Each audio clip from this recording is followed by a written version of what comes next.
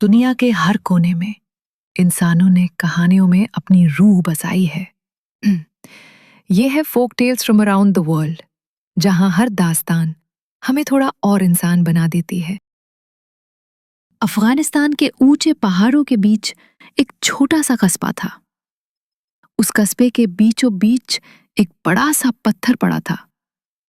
लोग कहते थे, ये पत्थर सदियों से वहीं है, कभी ना हिला, कभी ना टूटा। मगर वहां की औरतें जानती थीं उस पत्थर का असली राज। कहते हैं, जब उनके दिल का बोझ बहुत बढ़ जाता, जब दर्द जुबान से बाहर ना निकल पाता, तो वो औरतें उस पत्थर के पास जाती, धीरे से झुककर अपने दिल का गम और राज फुसफुसा कर कहती। कोई अपनी मोहब्बत का गम कहती, कोई जुल्म का किस्सा सुनाती, कोई अपने सपनों की राख उड़ेल देती। हर औरत का राज उस पत्थर की खामोशी में दबता चला जाता। पत्थर कभी कुछ कहता नहीं था, बस चुपचाप सुनता रहा। औरतें लौटती तो उनके दिल हल्के हो चुके होते, जैसे किसी ने उनके बोझ को चुपके से उठा लिया हो।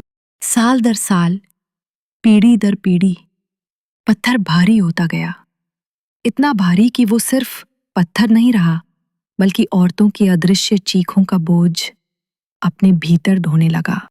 कहते हैं, खामोशी भी कभी कभी सबसे मजबूत पत्थर को तोड़ देती है, और औरत की सरगोशी वो पहाड़ों से भी गहरी और सदियों से भी भारी होती है। और फिर एक दिन सुबह लोगों ने देखा, वो पत्थर टुकड़ों में बिखरा पड़ा था। अब औरतों के पास वो खामोश साथी भी ना रहा, लेकिन तभी उन्हें एहसास हुआ कि उनके पास एक दूसरे का साथ है, और धीरे धीरे वो एक दूसरे का सहारा बन गई। ये थी अफगानिस्तान की एक दास्तान। अगली बार किसी और मुल्क की मिट्टी से निकली एक और कहानी लेकर लौटेंगे। तब तक सुनते रहिए विस्पर्ड सोल की सरगोशियां।